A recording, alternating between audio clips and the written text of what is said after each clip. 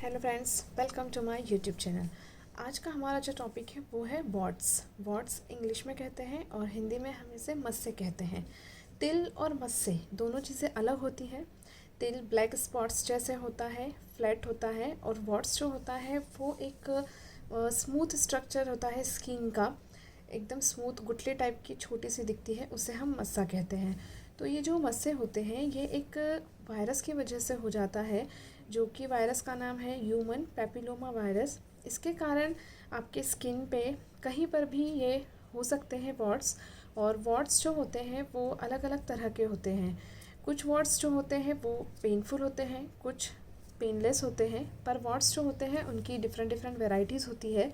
और वॉट्स जो होते हैं वो कॉस्मेटिक डिसफिगरमेंट करते हैं। अगर ये आपके फिंगर पर है कहीं पे, या आपके नेक पे है, आपकी आइज़ पे है, कहीं पे भी ये हो सकते हैं।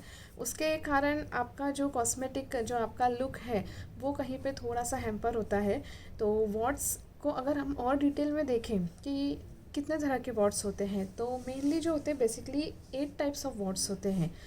8 तरह के जो वॉट्स होते हैं वो हम देख लेते हैं। तो आपको ये जो टाइप्स ऑफ वर्ड्स दिख रहे हैं इसके अंदर बेसिकली 8 तरह के वर्ड्स आपको पिक्चर्स दिख रही है। जो पहला वर्ड आपको दिख रहा है वो होता है कॉमन वर्ड। कॉमन वर्ड जो होता है वो आपके पाम एरिया पे, डॉर्सम ऑफ हैंड पे, आपके हाथ के पीछे के भाग में देखा जा सकता है। कॉमन वर्ड्स होते हैं वो कहीं पे भी देखे जा सकते हैं अधिकतर। दूसरा आता है फिलीफॉर्म वर्ड्स। फिलीफॉर्म वर्ड्स जो होते हैं वो थोड़े से पॉइंटेड होते हैं। उन वर्ड्स में आपको हल्का सा नेल टाइप का चुभन जैसा सेंसेशन भी होता है और वो हल्के से पॉइंटेड फील होते हैं। फिलीफॉर्म वर्ड्स जो होते हैं वो स्पेशली एक्सिलरी एरिया में, नेक एरिया रीजन में ज़्यादातर देखने के लिए मिलता है। तीसरा होता है फ्लैट वर्ड। फ्लैट वर्ड जो होते हैं वो बेसिकली वर्ड जैसा स्ट्रक्चर नहीं होता है उसका, लेकिन वो कुछ उभार जैसा आपके पर्टिकुलर या तो फेस पे या फिर आपके फिंगर्स पे कहीं पे भी देखने के लिए मिल सकता है। कुछ उभार जैसे होता है हल्का सा, तो उसे हम कहते हैं फ्लैट वर्ड्स। फिर फोर्थ आता है प्लांटर वर्ड्स। प्लांटर वर्ड्स जो होता है आपके पैर के निचले वाले हिस्से में देखने के लिए मिलता है, और ये ज़्यादा चलने के कारण, घर्षण के कारण ये जो होता है पेनफुल होते हैं। उसके बाद आता है पेरियो एंगुअल वर्ड्स। पेरियो एंगुअल वर्ड्स जो होते हैं वो नेल्स के आसपास के एरिया में देखने के लिए मिलते हैं। आपके नेल्स के आसपास की चमड़ी जो है वो थोड़ी सी उबड़ खाबड़ सी, उचकी हुई सी दिखती है, तो वो अपन बोल सकते हैं कि ह्यूमन पेपिलोमा वायरस का इन्फेक्शन के कारण ऐसा हुआ है। फिर आता है मोज़ाइक वर्ड्स जो होते हैं, ये भी आपके पैर के तलवों में अधिकतर देखने के लिए मिलते हैं। कुछ होते हैं ओरल वर्ड्स जो कि टंग पर, आपके म्यूकोजल एरिया जो होता है माउथ का, वहाँ पर देखने के लिए मिलते हैं। फिर लास्ट आते हैं जेनाइटल वर्ड्स जो कि जेनाइटल रीजन में देखने के लिए मिलता है। मेल फीमेल दोनों में कहीं पे भी ये देखने के लिए मिल सकता है। तो ये तो हो गए 8 तरह के पर्टिकुलर वर्ड्स। इसमें से सबसे ज़्यादा जो मिलता है वो ऊपर के जो 4 कॉमन वर्ड्स हैं वो देखने के लिए मिलते हैं। सारे उसके टाइप्स देख लिए। अब टाइप्स देखने के बाद में हम ये देखते हैं कि वर्ड्स जो होते हैं वो अधिकतर हमने देखा है कि एक वर्ड किसी को होता है, उसके बाद में उसको 3-4 हो जाते हैं, और फिर 8-10 हो जाते हैं, ये बढ़ते जाते हैं। तो ये क्यों बढ़ जाते हैं? तो ये जो स्प्रेड होता है ये वायरस का, ये कॉन्टैक्ट से स्प्रेड होता है। अगर आपके पर्टिकुलर कहीं पे वर्ड था, आपने उससे टच किया और वही हाथ आपने कहीं और जगह पे लगा लिया, तो वहाँ पर भी आपको ह्यूमन पेपिलोमा वायरस का ग्रोथ हो जाएगा और आपको वॉट्स हो जाएगा। तो ये जो होते हैं ये कॉन्टैक्ट स्प्रेड से फैलता है। तो जितना हो सकता है आप इसे प्रिवेंशन कैसे करेंगे, तो उस एरिया को जहाँ पे आपको वॉट्स हैं उसे पर्टिकुलरली इस एरिया को आपको हाथ नहीं लगाना है, बार बार आपको उसे टच नहीं करना है। या फिर अगर आप उसे टच कर भी रहे हैं तो आप उससे हैंड वॉश कर लें बाद में, तो जो वायरस है वो दूसरी जगह पे स्प्रेड नहीं होगा और आपको दूसरी जगह पे वॉट्स नहीं होगा। और हम इसे डायग्नोस कैसे कर पाएंगे, तो सेल्फ डायग्नोस होता है। किसी को भी पर्टिकुलरली वॉट्स जो होता है वो आसानी से दिख जाता है, मस से कहीं पे भी हम देख पाते हैं। अगर किसी को भी है पर्टिकुलरली तो उसे ऐसा कोई टेस्ट या उसकी कोई ज़रूरत नहीं पड़ती, वो सेल्फ डायग्नोस होता है, आप उसे खुद से पहचान सकते हैं।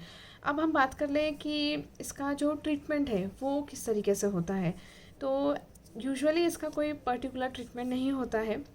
अगर एलोपैथिक मोड ऑफ हम ट्रीटमेंट की बात करते हैं तो कुछ सर्जरीज़ वगैरह करके, क्योंकि अगर आपको ये कॉस्मेटिक डिसफिगरमेंट कर रहा है तो सर्जरी करके इसे रिमूव कर दिया जाता है, या फिर लिक्विड नाइट्रोजन के द्वारा भी इसे ट्रीट किया जाता है। कुछ सर्जरीज़ वगैरह ऐसी होती हैं जिसमें वॉट्स जो होता है उसका पूरा रिमूवेबल कर दिया जाता है, उसे पूरा निकाल दिया जाता है। ये थोड़ा सा पेनफुल कंडीशंस हो सकती है। तो ये उसके कुछ एलोपैथिक मोड ऑफ ट्रीटमेंट हो गए, या फिर हम जनरलाइज्ड उसके ट्रीटमेंट आजकल देखे जाते हैं। लेकिन अगर वार्ड्स में हम होम्योपैथी की बात करते हैं तो होम्योपैथी में बहुत ही अच्छे रिजल्ट्स हैं। वार्ड्स का ट्रीटमेंट बहुत ही ज़्यादा अच्छा है और बहुत सारी ऐसी मेडिसिन्स हैं जो कि वार्ड्स के लिए काम करती है। तो वार्ड्स में हम सबसे ज़्यादा अगर देखें, होम्योपैथिक मेडिसिन से हम वार्ड्स को पूरी तरीके से ठीक कर सकते हैं। ये पूरी तरीके से रिमूव हो जाते हैं और नए वार्ड्स भी नहीं होते हैं। जो पेनफुल कंडीशंस होती है वार्ड्स की, वो भी ट्रीटेबल होती है। होम्योपैथी में बहुत सारी ऐसी मेडिसिन है जो कि वार्ड्स को पूरी तरीके से ठीक कर देती हैं। तो आपका जो कॉस्मेटिकली जो आपका लुक आपको प्रॉपर नहीं लग रहा है या आपको कॉस्मेटिक डिसफिगरमेंट हो रहा है, वो भी इससे ठीक होता है। तो सबसे पहली मेडिसिन जो आती है, जो वार्ड्स के लिए हम अधिकतर यूज़ करते हैं और किसी भी तरीके के वार्ड्स में हम यूज़ करते हैं, वो होती है थुजा ऑक्सीडेंटलिस। थुजा जो मेडिसिन होती है वो किसी भी वार्ड्स के लिए यूज़ किया जा सकता है, पर्टिकुलरली वो किसी भी एरिया में हो, नेक में, हैंड में, एक्जिला में, जेनाइटल एरियाज़ में। थुजा ऐसी मेडिसिन है जो सारे वार्ड्स के लिए हम यूज़ करते हैं। तो इसे यूज़ करने का तरीका ऐसा हो सकता है कि आप उसका लोकल यूज़ कर सकते हैं, मतलब जहाँ आपको वार्ड है वहाँ पे आप उसे अप्लाई कर सकते हैं, या फिर इसका मदर टिंचर आप ओरली भी ले सकते हैं, उससे भी आपको इसका बेनिफिट मिलता है। बट विदाउट प्रिस्क्रिप्शन आपको नहीं लेना है, आप पहले होम्योपैथ किसी कंसल्ट करना है, उसके बाद में ही आपको लेना है। दूसरी मेडिसिन जो आती है वो होती है नाइट्रिक एसिड। नाइट्रिक एसिड जो मेडिसिन होती है वो जो लास्ट तरह के जो वार्ड्स होते हैं, बहुत ही ज़्यादा ग्रोथ हो चुका है वार्ड का आपका और वो पेनफुल होता है, पेनफुल सेंसेशंस में ज़्यादा होता है, अनबियरेबल पेन होता है या फिर ब्लडी डिस्चार्ज होता है उसके अंदर से, तो आप नाइट्रिक एसिड मेडिसिन का यूज़ करते हैं। थर्ड मेडिसिन जो आती है वो रूटा मेडिसिन होती है। रूटा जो होती है मेडिसिन वो फ्लैट पॉट्स के लिए ज़्यादा यूज़ की जाती है, जो आपको दिखते नहीं हैं, आपके फिंगर्स पर, आपके डॉर्सम ऑफ हैंड्स पे कहीं पे है, वो आपको हल्का सा सिर्फ ऐसा उभार जैसे दिखता है, लेकिन वो पर्टिकुलर वॉट फॉर्मेशन नहीं हुआ है उसका, फ्लैट पॉट जिसे हम कहते हैं, उसके लिए रूटा मेडिसिन सबसे बेस्ट होती है। तो ये तो 3 मेडिसिन पर्टिकुलर जो हम कॉमनली यूज़ कर सकते हैं वो है।